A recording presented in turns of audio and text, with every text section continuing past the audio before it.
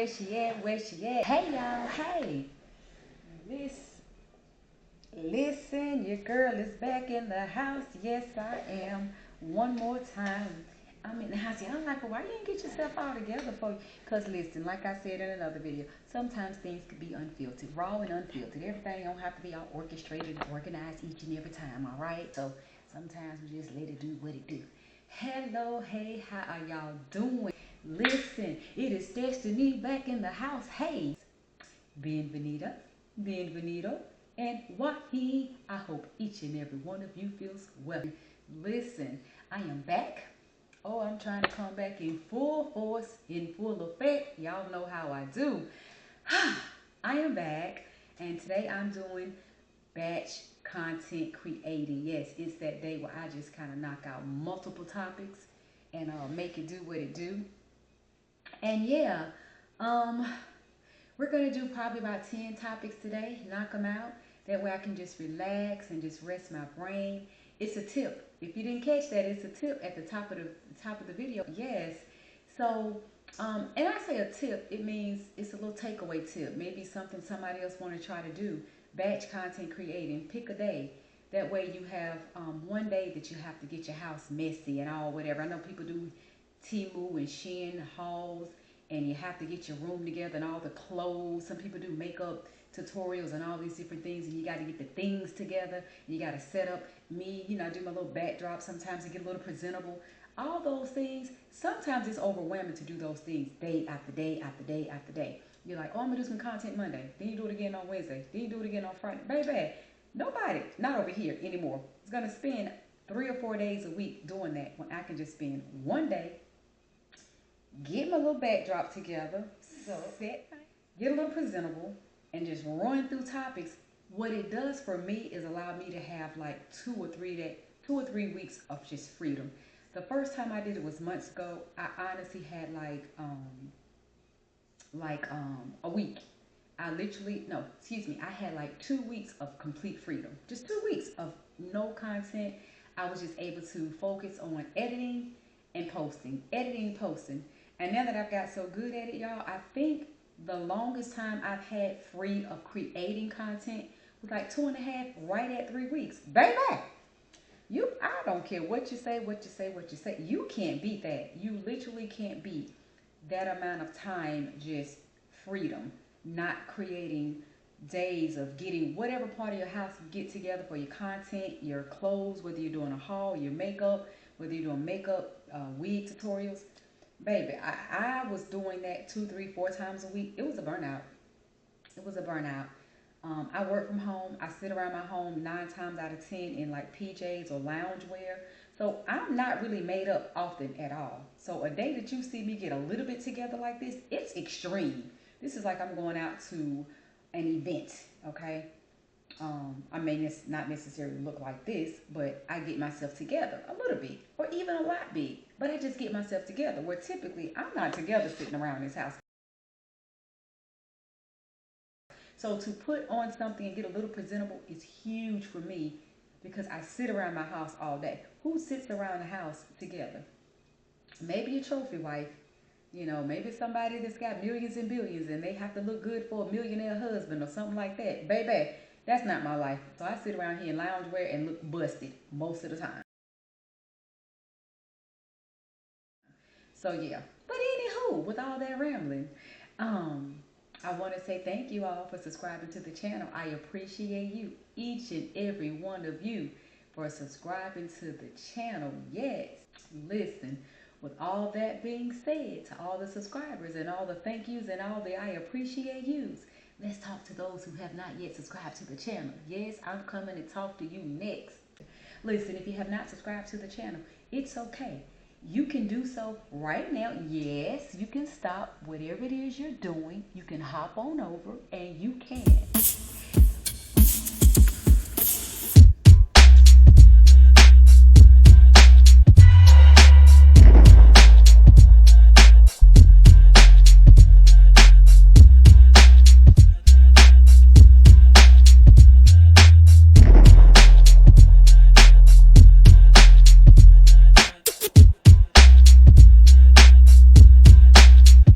And listen, clowning. We can get on into this topic, right? It is Mental Health Monday, family. Listen, these are always very short videos. It's just always a short video for me to check on you, see how you're doing, and to ask and see if you are doing the work. Listen, I love Mental Health Mondays. I appreciate each and every one of you. And it's been a few weeks now, and I still want to give a shout out and a thanks. It's about 6 people. You know who you are. I'm always funny about shout outs because it's weird because the people that I want to shout out are on YouTube. They have YouTube channels, so they're kind of like in the public's eye, so they probably don't mind being shouted out. But I'm kind of weird about that because some people, it's weird to say some people are shy or some people don't like it, because if you don't like to be called out or acknowledged, you wouldn't be on YouTube. But I'm still funny because I don't know how people feel about that. So I'm just going to remain with, there's about 6 people. Each and every one of them know who they are. Off the scenes, behind the cameras, they were very supportive when I was away for a couple of weeks. They were checking in on me. They were encouraging me to get everything back together and get myself together and hop back on my content. They missed the content. They missed the channel. I even had one sister that was like, oh my gosh, I look forward to Mental Health Mondays. Like, you know, I appreciate you. You know who you are. Hey sis, hey. But like I said, if you all want to not shout yourselves out, because that'll be like, oh, tooting your own horn. But if you want to just drop down in the comments and be like, you welcome sis, then that kind of lets everybody know who you are. I'm funny about shout outs. Maybe I need to stop that. But yeah, there's a good 6 people that checked on me, that behind the scenes was having conversations and just make that's what I like about this. You make so many awesome connections with people. I love YouTubers supporting YouTubers. It's not always about a random subscriber that you see. We love all supporters. We love all of the support, no matter where you are, who you are, and where you come from. But baby, that sits different when it's YouTubers supporting YouTubers. It truly sits and hits different, and I definitely appreciate all of you. Again, you know who you are. You had the conversations. You checked on me. Thank you. That's not even about mental health, but it kind of is, because some of our conversations were kind of deep. Some people just lightly checked in with me. Some of us was like a touch and go. Hey, you good? How are you? Just supportive, you know. Hope you get everything back together. You come back in with your content. Some conversations were deeper. And it was like a mental health check, because people didn't know what was going on with me personally, mentally, physically. Nobody knew what was going on, but the people that was like, hey, there's something going on, you are missed a little bit. You know, I'm not trying to brag like, oh my gosh, people love my channel. It wasn't even about that. People were just like, hey, you know, something's a little different, something's a little off. Are you good? So it meant the world to me. It seriously meant the world to me, and it felt like a mental health check-in. So that's why I'm incorporating in this. It really did. It felt really good. It felt great. To know that people like you enough to check on you. You know, that it says something about, you know how many people could be going through something, and if people don't even care, they don't get checked on. That's why I do Mental Health Mondays the way I do them. People need to be checked on. So when I say like me, I don't mean they like my name. They like my personality. They like my channel. They like me as a person enough to say, are you okay? Is everything good over there? That's what I'm talking about. They wanted to make sure I was good, and I appreciate it. So that's the work that I'm always asking and promoting on my channel with Mental Health Mondays, to do the work and check in on people. If you see me on this channel all the time, I'm sure I look pretty strong. Not as strong as a mule, but I'm sure I look pretty strong to you, right? So you probably think that girl don't need to be checked on. She's straight. She good. But I tell you what, I did not need to be checked on. But God in heaven knows I appreciated being checked on. So I'm always asking to do the work, check in on people to make sure they're okay. And I'm always saying, do the free things: email, phone call, text. And that's what happened. People just messaged me. It meant the world. It's those small things. And when I say it meant the world, you're probably like, okay, Destiny, we heard you. Could you stop repeating it? No, I cannot stop repeating it. That is the point of my Mental Health Mondays. It is an example of what I'm talking about every Monday. When I say check on your people, it means so much. You can do a small thing and put a smile on somebody's face. So why I won't stop repeating it is I am showing up to say when people do the small things, it means so much that you will keep talking about it, that you will keep repeating it, that you will keep letting people know how wonderful and awesome it was that somebody did something small for you. That's the message. That's why I keep saying thank you. That's why I keep talking about the 5 or 6 people behind the scenes off camera checked on Destiny during the time nobody knew why Destiny was missing and wasn't creating content. It means a lot. And I'm not repeating it to be cute or funny or sassy. It's to say the small, when I'm always giving that tip and that advice, check on people, do the small stuff, take somebody to a park, it's free. That's why I'm saying it. It means so much when we do the small things. So imagine if your finances will allow you to go to Dollar Tree and buy a little gift. Go to Walmart, go to Target, buy a little gift. Go to the mall, go to the jewelry store, buy a little gift. Certain things brighten up people's days. Certain things put a smile on our faces. That's it. That's all I want to say about that. I'm going to get off of it. I done rubbed it in enough, right? But listen, I do appreciate you all. You know who you are. Thank you. Last time I'm going to say it. Please make sure we are continuously doing the work with Mental Health Monday. Check on our people. We know people of all different calibers with all different types of situations, disabilities, and please do the work to find out how you can accommodate a family member, a co-worker, a friend with bipolar, schizophrenia, anxiety, depression. There's research all over the internet. There's organizations, programs. There's so many support groups as well where you could find out how to support, help, and deal with. That's a huge thing. Learning how and knowing how to deal with people with these types of disabilities is huge. Ooh. Everybody don't know how to deal with it. I remember a time when I worked as a hairstylist.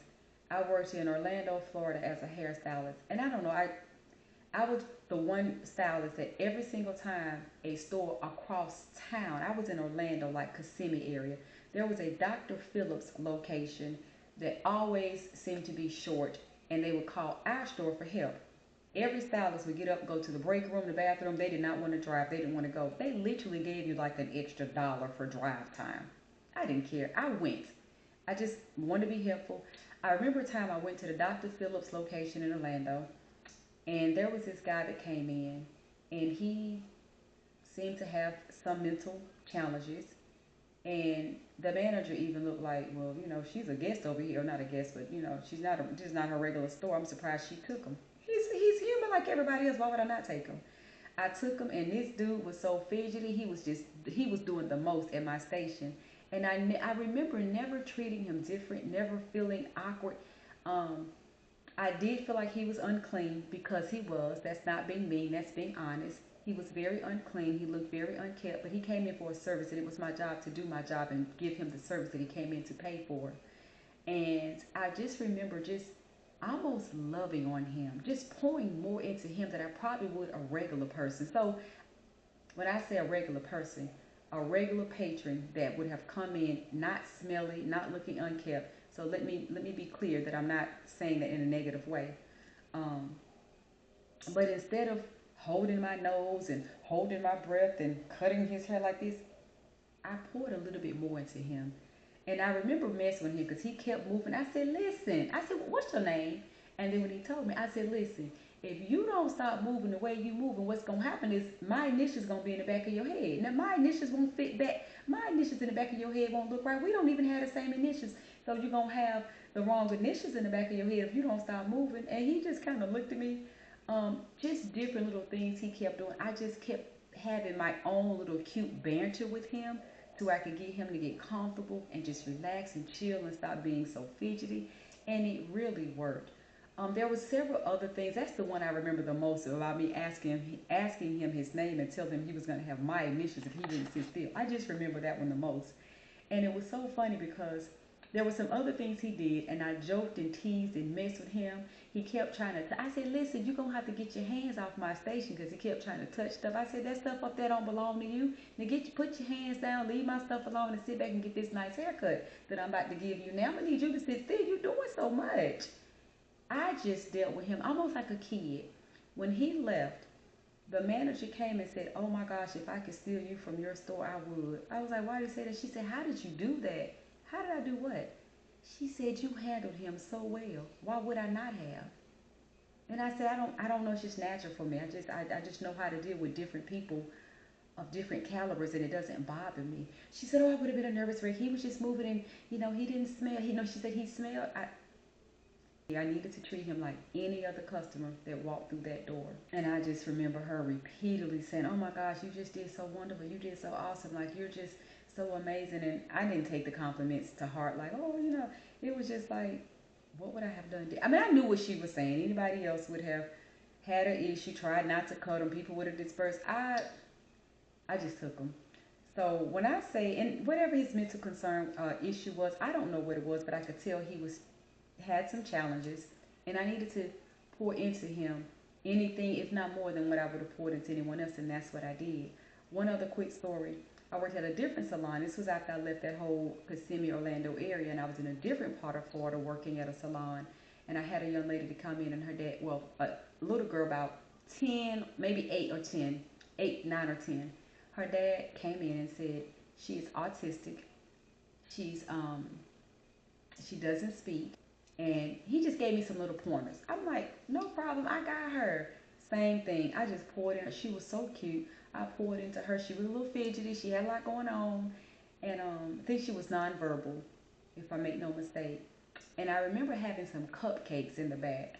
And I went to her father like I would anybody, any situation, and asked first, "Can I give your child?" He said, "Oh my gosh, thank you so much for asking. No, she cannot. She has to take her medications. It's almost bedtime. She'd be off the roof. I would never get her to bed. Thank you for asking." I said, "Oh no, I would never hand anybody's child food without asking anyway. Like, I don't know her allergies or, whatever. So I would definitely not have given it to her because she's a child and it's a cupcake."